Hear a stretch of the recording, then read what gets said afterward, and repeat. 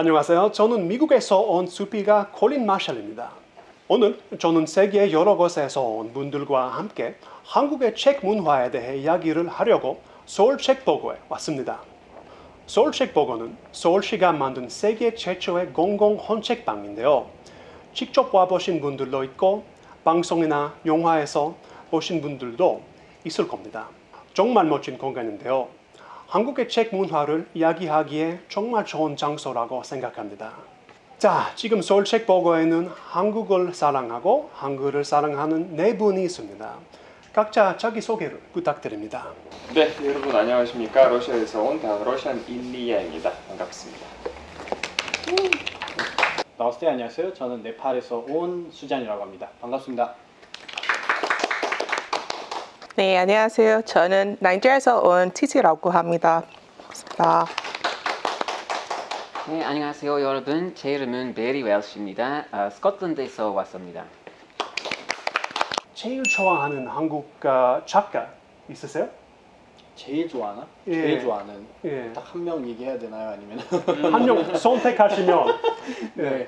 아니 되게 많은데 또 최근 들어서 이제 책들을 좀 읽어보면은 소설가라든지 뭐 다 그렇게 유명한 분들도 계시고 뭐 제가 개인적으로 좋아하시는 분들도 계시는데 뭐 예를 들어서 최근에 제가 이제 그 라면을 그리며라는 책을 읽었는데 김훈 저도 읽었어요. 예. 그 작가님 분이 쓰신 책인데 되게 감정이 이렇게 쏟아낸 책인 것 같고 옛날 여행한 것 같은 느낌도 있었고 고집센 그 아버지의 그런 생각도 많이 나게 되었고 그리고 또 최근에 뭐 이제 우리가 다 봤던 영화 있잖아요. 기생충이라든지 그거는 뭐 이제 이 얘기를 할 필요가 없을 것 같은데 제가 그런 책들 또는 뭐 제가 이제 개인적으로 좋아하는 작가님이 계시는데 김신혜 작가라고 하는데 뭐 보노보노처럼 살다니라는 그런 책도 있었고요. 그리고 뭐 책들이 되게 많은데 아몬드라든지 예, 그 다음에 저 그 뭐죠? 그 이하인 나온 완득이라는 그 다문화 관련해서 그게 이제 영화로도 나오기는 했는데 그게 솔직히 저는 책을 먼저 영화를 보고 나서 또 책을 접하게 됐는데 예, 그런 것들이 정말로 저한테는 이 한국 안에서 뭐 문화가 안에서 좀 좋은 사람들이라고 그렇게 얘기를 해주고 싶어요. 저는 이제 그 좋아하는 작가도 있고 좋아하는 책도 많은데 러시아 없는 장르를 많이 찾게 되더라고요. 한국에서. 그러니까 러시아는 거의 에세이식의 책이 거의 없다 보니까 전 한국에서는 그 김수현 작가님 뭐 여러 가지는 되게 재미있게 읽는 그런 책들이 많고요. 아니면 뭐 김영하 작가님 제가 바로 지금 이제 너의 목소리가 들려라는 소설을 읽고 있는데 약간 되게 다양하면서도 그러니까 저는 근데 되게 조심스럽게 얘기를 해야 되는 게 러시아에서 왔고 러시아에서는 문화가 상당히 많이 발달되어 있어요. 전 세계에서 제일 많이 발달되지 않을까라고 싶을 정도로 많이 발달되어 있는 나라에서 왔기 때문에 저는 문학에는 되게 비판적인 시선을 갖고 있습니다. 그 한국 문학은 전 세계에서 탑 문화라고 제가 얘기를 할 수는 없지만 에세이라든가 또는 제가 개인적으로 관심이 있는 요새 시사라든가 또는 뭐 유시민 작가 제가 제일 좋아하는 작가 중에 유시민 작가를 많이 좋아해서 유시민 작가의 쓰는 책은 되게 많이 그 사람의 그 관점, 그러니까 세계관이 또렷하게 이제 보일 수 있는 그런 책들을 제가 많이 좋아하기 때문에 이 정도인 것 같습니다. 책도 번역을 하시잖아요. 네. 그 뭐 책 번역한 중에서 이거는 진짜 마음에 들었다 그런 게 있을까요? 혹시? 마음에 들었다라기보다는 그러니까 책을 번역했는데 그 한국어 된 책을 제가 러시아 말로 번역해서 러시아에서 출판했는데 저 현진건날 이제 운수 좋은 날 한국 사람들이 다 아는 소설이 운수 좋은 날이라는 게 있는데 그거 이제 번역했고 또 이제 여러 소설을 번역했는데 좋았다기라기보다는 신기하다 또는 재밌다 정도라고 얘기를 할 수 있을 것 같은데 문학 가치가 그렇게 높게 평가하는 스타일이 아니에요. 전 개인적으로. 저도 김소연 작가 책을 많이 읽어봤는데, 근데 제가 한강 작가님 책 많이 좋아해서, 왜냐 그런 분들의 책을 벌써 영어로 벌써 번역했었어요. 그래서 제가 그런 책들을 많이 읽었는데 한국어로 읽은 적 없어요. 아직도 무서웠으니까. 어렵죠. 네. 그래서 제가 좋아하는 책들을 아직 한국어로 읽을 수 없어요. 일단 번역 버전 읽고, 그리고 한국어로 읽고 싶으면 애들의 책 읽고 작은 거 그냥 부담스럽지 않고 그냥 재밌게 읽는 스타일. 그래서 생각해요. 그래서 그건 천천히 연기 키우고 있어요. 한국 문학 정말 좋아하시죠? 네. 요즘 가장 좋아하는 작가는 정보라 하고 김보영입니다. 어떤 SF 판타지 이야기를 씁니다. 이야기는 매우 상상력이 풍부합니다. 사실 저는 그 작가님들이 천재라고 생각합니다. 천재. 누구 죽으셨어? 이름 정보라? 김보영 정보라. 김보영 정보라. 오케이. 염두에 감사합니다. 저주 토끼. 김보영이랑 정보라 작가님. 제가 오랫동안 좋아하는 한국 소설가 중에 하나는 배수아예요. 배수아는 소설가인데, 배수아가 쓰시는 책들은 소설과 에세이 사이에 있다고 할 수 있어요. 그 구성이 에세이와 소설 사이라고 할 수 있어요. 근데 배수아의 특징은 그것보다 독일에 살고 있어요. 지금 독일에 살고 있어요. 근데 1년에 몇 개월 동안 독일에 살아요. 그 때문에 독일의 한때에서 영향을 많이 받아요. 그래서 평론가들은 배수아의 문체가 독일 냄새가 많이 난다고 해요.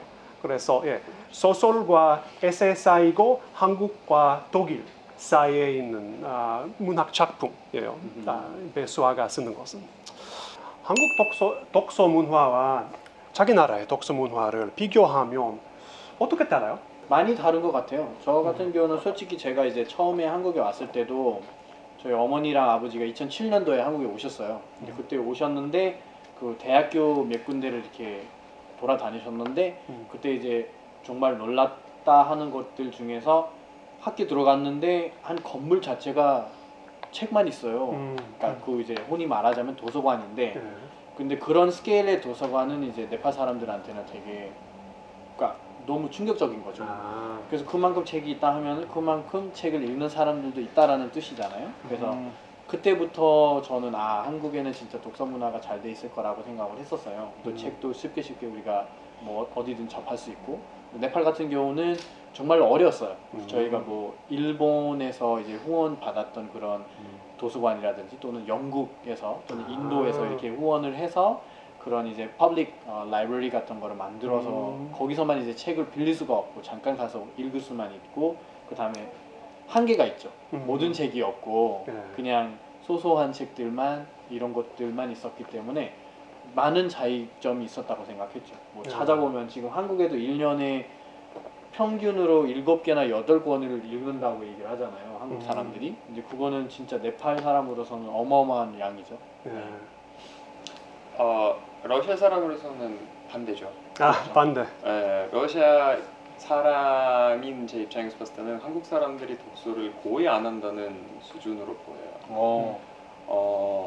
러시아 사람들은 일단은 책을 많이 읽기도 하고, 요새는 종이로 된 책을 그렇게 많이 읽지는 않지만 다들 뭐 인터넷이나 뭐 이리더나 뭐 이런 식으로 다 읽지만 일단 많이 읽는 민족인 것 같아요.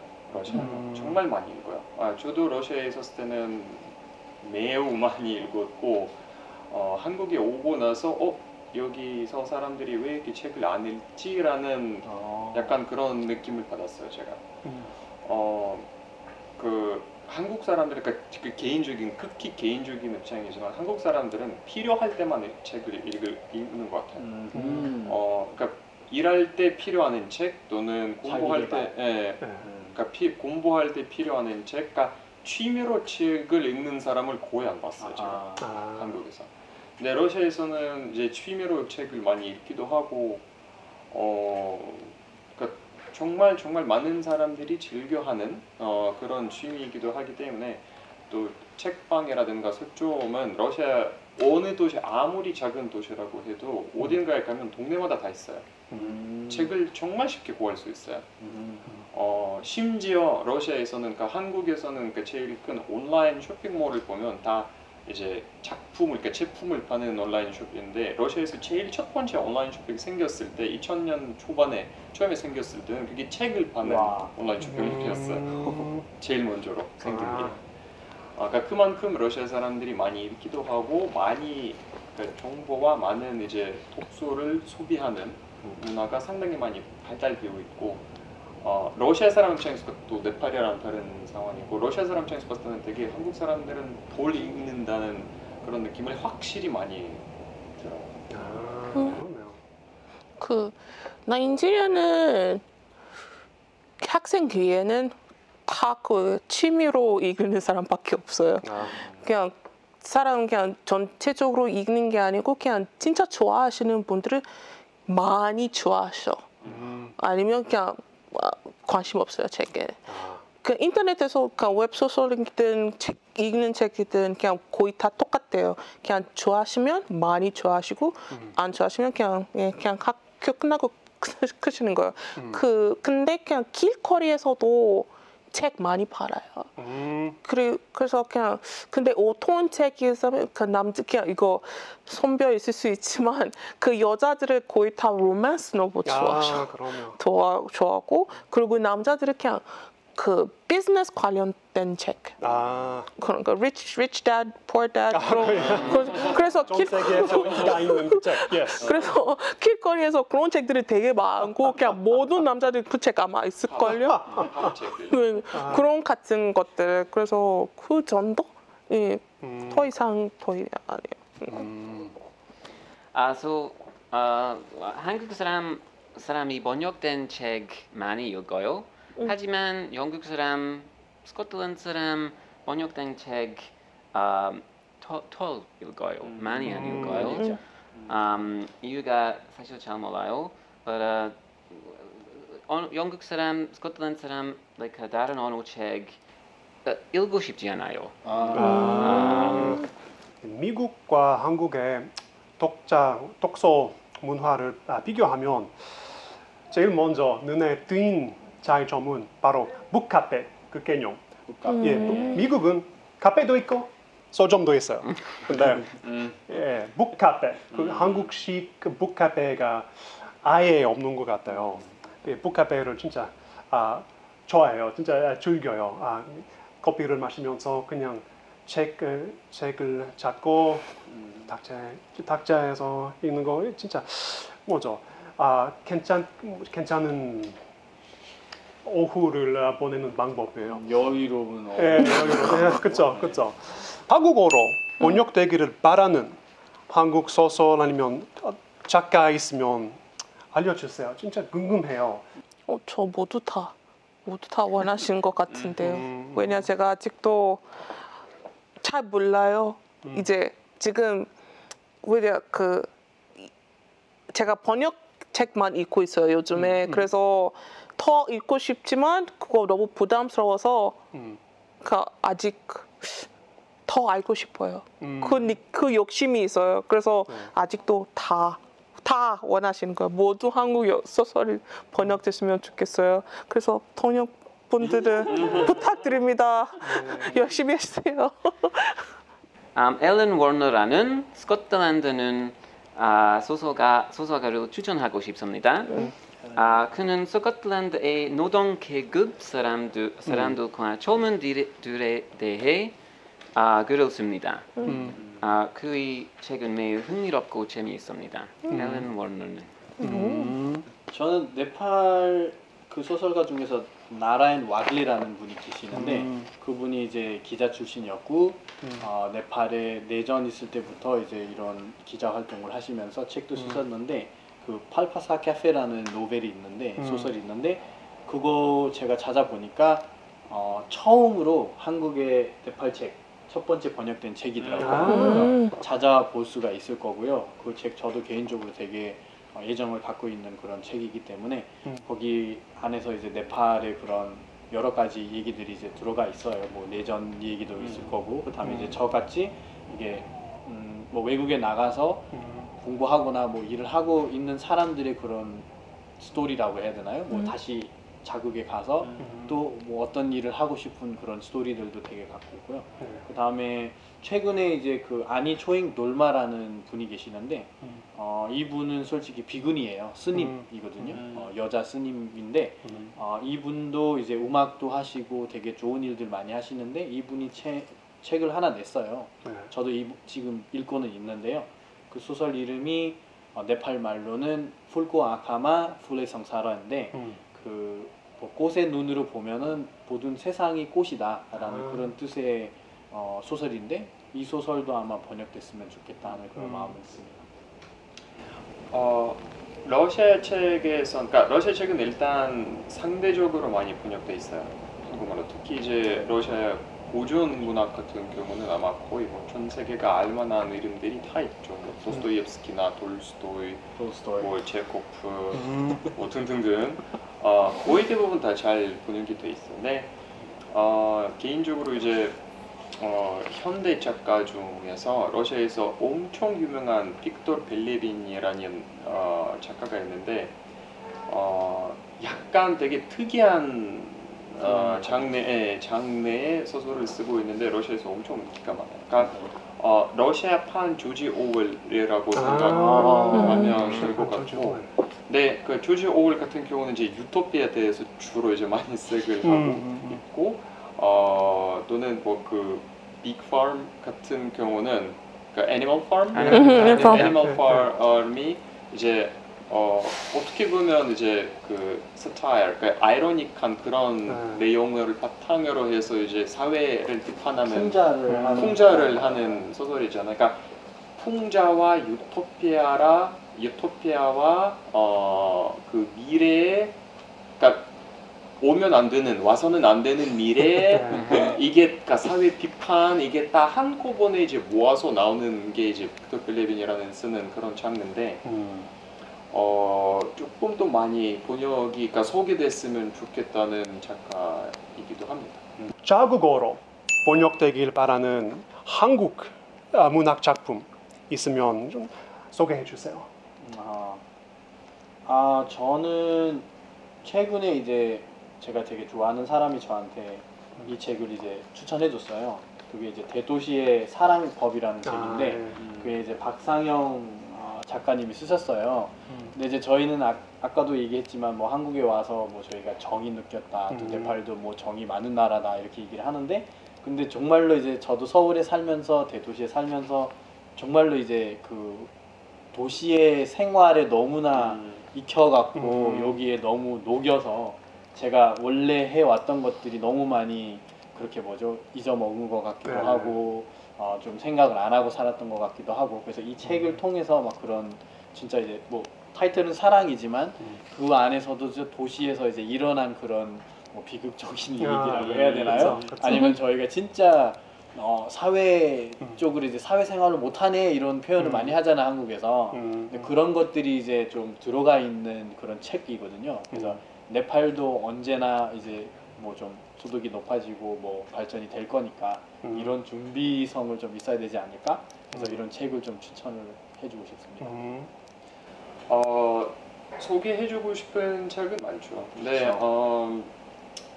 일단 제가 에세이를 많이 좋아하는 사람이기 때문에 최근에 이제 읽은 것 중에 김수현 작가님의 나는 나로 살기로 했다라는 책이 번역됐으면 좋겠어요. 그러니까 러시아에서는 에세이라는 장르 자체가 많이 소개되지 않은 장르라서 그런 쪽, 그러니까 작가가 대화하듯이 이제 독자와 얘기하는 그런 장르잖아요, 에세이가. 근데 또 이제 최근 들어서 이제 뭐 코로나 사태도 그렇고 솔직히 정말로 우리가 사회생활이 없어졌잖아요. 또 혼자만의 그런 시간이 많이 되니까 이런 책들이 또 내가 나를 이익이 사랑해야 됐지. 된다라는 것을 좀 다시 이제 알려주는 그런 책들이기 때문에 맞는 것 같아요. 저도 이제 가끔씩 제 관리를 안 하고 제 생각을 안 하고 막 살고 있는 것 같은데 지금 딱 이 시대에서 이 시국에서 이 책들을 통해서 정말로 그런 에너지를 받을 수 있는 것 같아요. 저는. 그렇죠. 예, 그렇기도 하고 또는 개인적으로도 시사에 관심이 많기 때문에 시사적인 이제 책이 많이 분양됐으면 좋겠어요. 그러니까 지금도 러시아 내에서는 한국에 대한 관심은 많은데 아는 게 딱히 그 지식을 이제 받을 수 있는 그런 소스가 별로 없어요. 한정이 돼 있죠. 네, 한정이 너무 많이 돼 있어서 시사적인 책이라든가 시사적인 약간 그런 작품들이 많이 소개됐으면 좋겠어요. 나이지리아 사람에게 소개하고 싶으신 책 있으세요? 한국 다 책? 제가 말했잖아요. 다 소개하고 싶어요. 다 하나도 빠짐없이. 다 읽어주세요. 한국 책 영어로 번역돼요. 지난달 얼마 전 넷플릭스 드라마 아는 영 알아요? 아는 영 봤습니다. 청세랑 아는 영? 아니고 복요사 아는 영. 복요사 아는 영. 청세랑의 소설을 원작으로 했습니다. 드라마가 너무 재밌어서 그 책을 읽고 싶어요. 혹시 그 문화에 대한 경험, 진짜 인상적인 경험 있으시면 한번 이야기해 주세요. 저 같은 경우는 이제 네팔에 아까도 얘기했지만 우리는 진짜 책이 좀 이렇게 쉽게 접할 수 있는 그런 기회들이 별로 없어요. 그래도 이제 인터넷이 조금 발달되면서 영화라든지 드라마들이 이제 많이 접하게 됐었어요.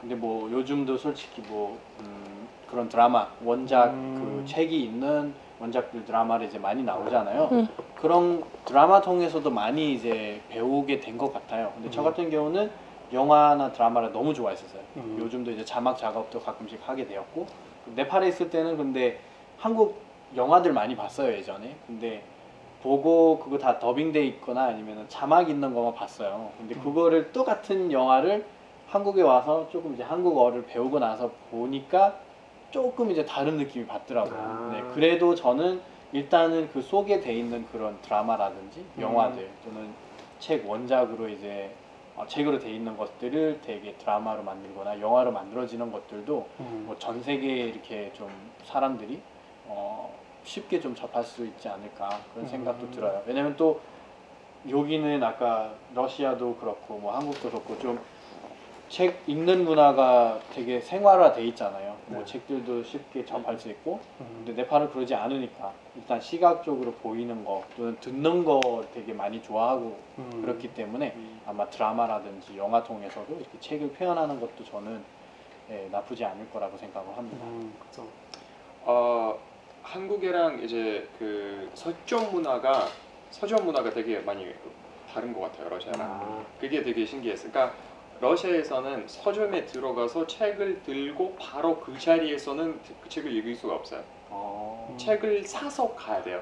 근데 한국에서는 이제 그러니까 뭐 교보문고라든가 뭐든가 가면 그냥 책을 들고 앉아서 책을 볼 수 있다는 게 되게 재미있는 문화인 것 같아요. 되게 제가 많이 좋아하기도 하고, 그러니까 굳이 책을 안 사도 바로 필요한 정보를 바로 그 자리에서 현장에서는 찾아볼 수도 있고, 그 책을 어느 정도에 읽고 나서 이제 결정하죠. 내가 이 책을 사겠다 안 사겠다 라는 결정을.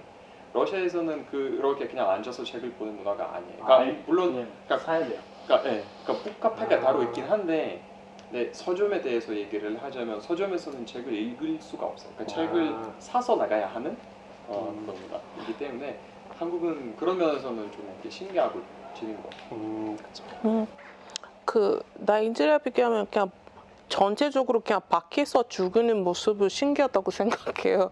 왜냐 그 나이지리아 한국에서도 카페 가는 문화도 저 나이지리아 사람이 그거 신기하다고 생각해요. 그래서 카페 가서 그냥 보통 카페 가서 책 읽는 거 그거 엄청 좋았다고 생각하고 있어요. 네, 그쵸.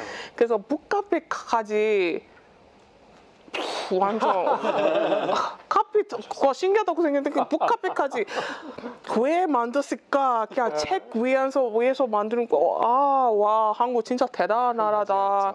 그리고 그 도서관 문화는 우리 도서관 가는 이유는 그냥 그 숙제 때문에 가는 거예요. 근데 한국 사람 그냥 즐거워서 그냥 아마 나이지리아 사람 러시아 갔으면 엄청 완만했을 거예요. 그냥 받을 것 같은데. 그냥 그냥 원해서 그냥 그 도서관 가는 건 아니에요. 서점 가는 거예요. 그리고 그 요즘에 그 교복 같은 경우는 매달에 그냥 추천하는 책 있어요. 그래서 이거 추천하다. 나도 생각 안 해도 그냥 서점 가서 책 추천하는구나. 그래서 그런 사람이구나. 어떤 작업이 있을까? 그런 같은 거. 그래서 그런 문화를 그냥 그거 좋다고 생각해요. 그리고 한국어 잘 못해서 읽는 거 잘 못해서 그냥 만화 많이 읽어요. 그래서 그 만화 문화도 그 책도 그 서점에서 만화 살 수 있다고. 그 나이지리아에서도 우리 코믹스 같은 것도 있긴 한데 서점에서 찾을 수 있어요. 그 도서관도 찾을 수 없었고 그냥 그거 그냥 책 아니라고 생각하는 거예요. 그냥 그거 너무 유치하다고 생각해요. 그래서 한국에서 근데 만화도 책이라고 생각하고 있고 그 도서관 찾을 수 있고 서점을 찾을 수 있고 그리고 만화 카페도 있고 그래서 모두가 그냥 어떤 장르 좋아하시는지 어떤 방법으로 얻고 싶은지 다 있으니까 그냥 읽는 문화 좋다고 생각해요. 한국에서. 코비드 전에 한국 작가들과 톡 콘서트, 북 콘서트를 여러 번 기획했습니다. 그중 한 명이 황석영 작가였습니다.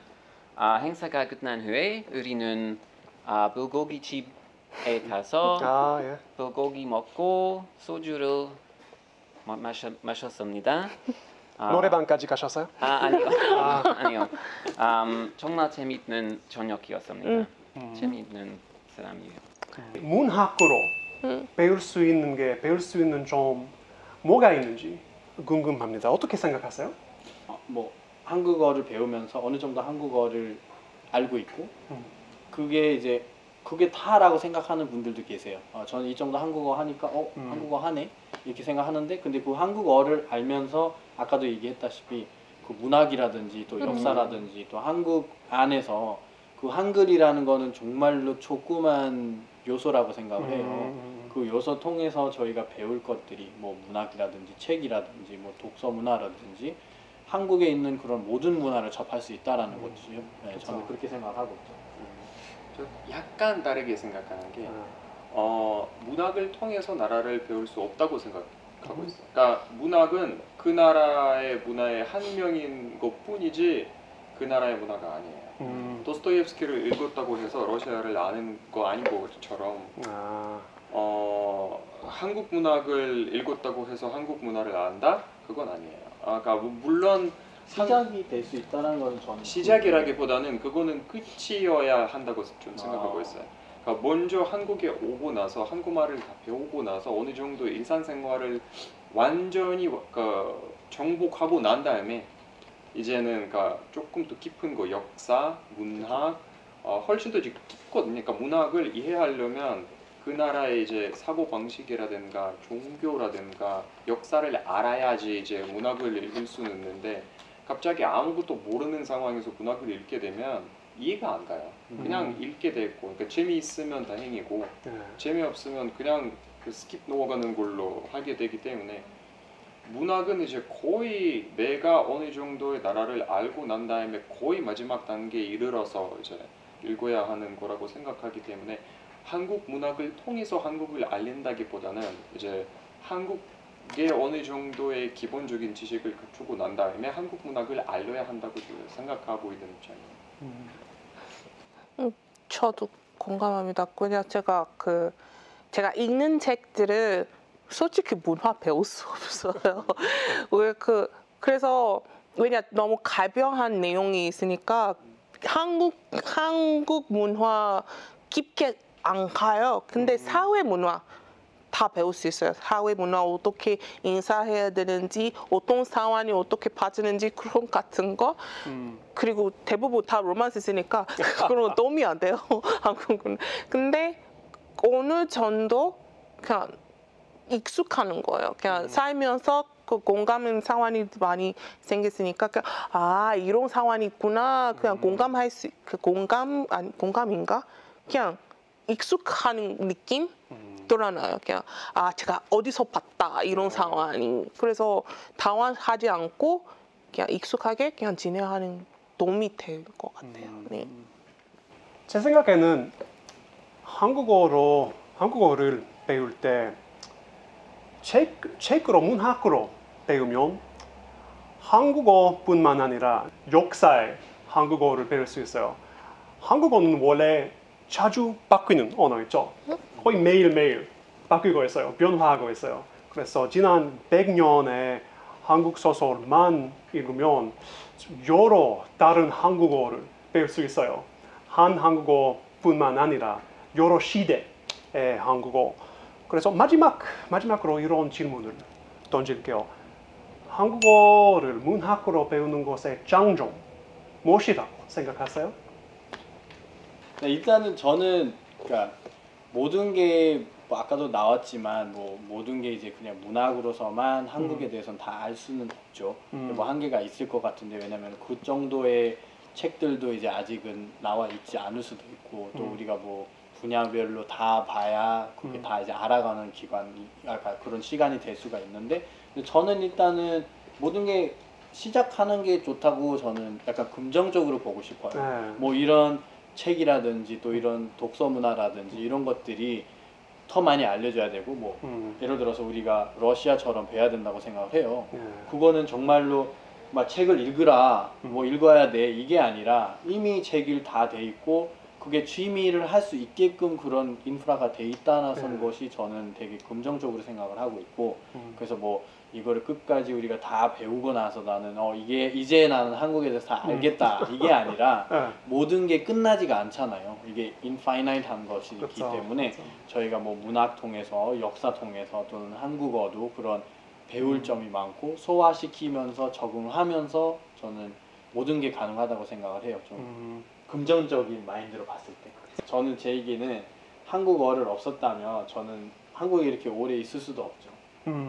그 이유 중에서 하나일 수도 있어요. 예를 들어서 아까도 우리가 얘기했잖아요. 뭐 한국에 대해서 지금 해외에 있는 사람들이 알고 있는 것들이 이런 작품들 때문에 알고 있는 거잖아요. 뭐 예를 들어서 넷플릭스 통해서도 저희가 그냥 짤막이라게 해도 뭐 그런 문화에 대해서 볼 수 있고 시각적으로 또는 뭐 제가 한글을 몰라도 통번역 통해서라도 이렇게 배울 수 있다는 것들도 저는 충분히 가능하다고 생각합니다. 저는 이제 언어를 가르치는 사람 입장에서 봤을 텐데 물론 첫 단계에서는 문학을 읽으라고 하진 않을게요.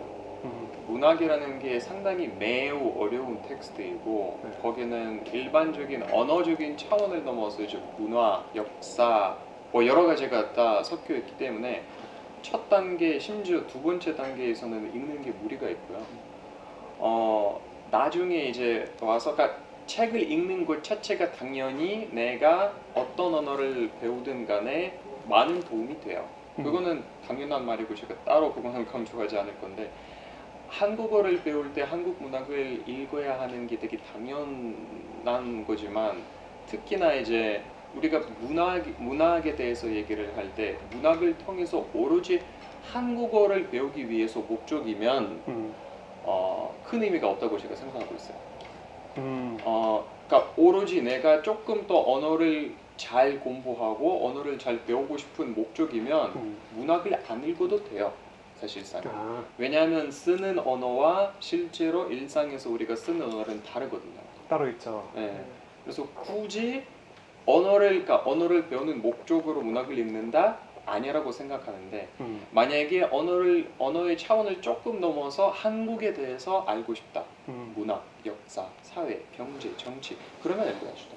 그때 이제는 재미있는 취미로 할 수 있는 그런 장르를 찾아서 이거는 읽어야 하는 거고 물론 이런 읽음을 통해서 우리가 뭐 새로운 뭐 문법이나 어휘나 이런 거는 당연히 받을 수는 있죠. 그거는 외울 수는 있고.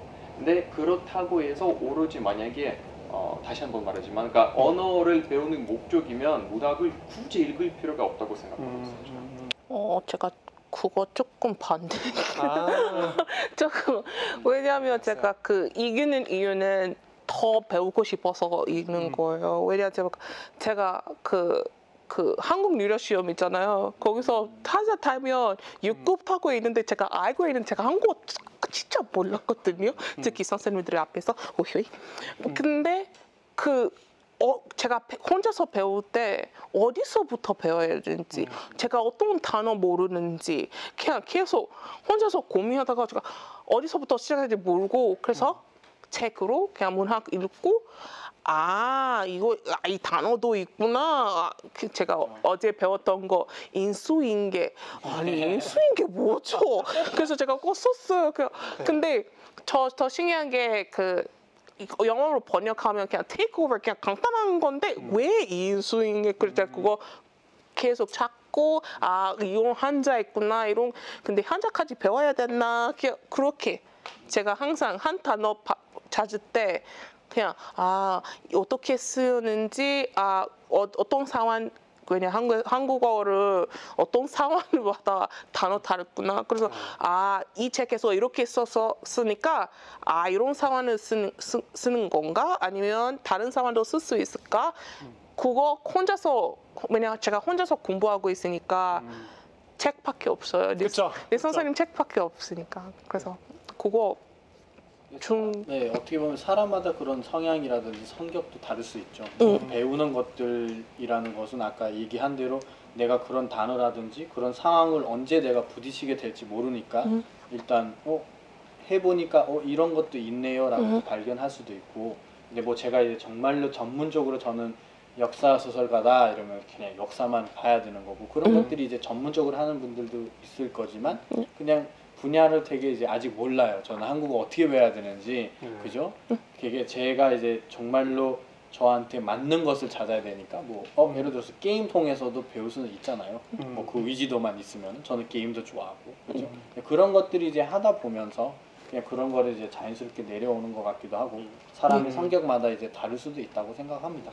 네. 서울 책 보고의 분위기를 어떻게 느끼세요? 되게 뭐라 해야 되나, 이제 다들 막 이렇게 학자들처럼 들고 다 책을 한 권씩 이렇게 들고 있어야 되는 그런 느낌인 것 같기도 하고. 되게 멋있어요. 그리고 이 입구가 되게 멋있는 것 같아요. 딱 이렇게 열려 있는 공간. 그러니까 이런 공간이 조금 더 많이 생겼으면 좋겠어요. 그러니까 한국에서는 그거 되게 잘하는 것 같아요.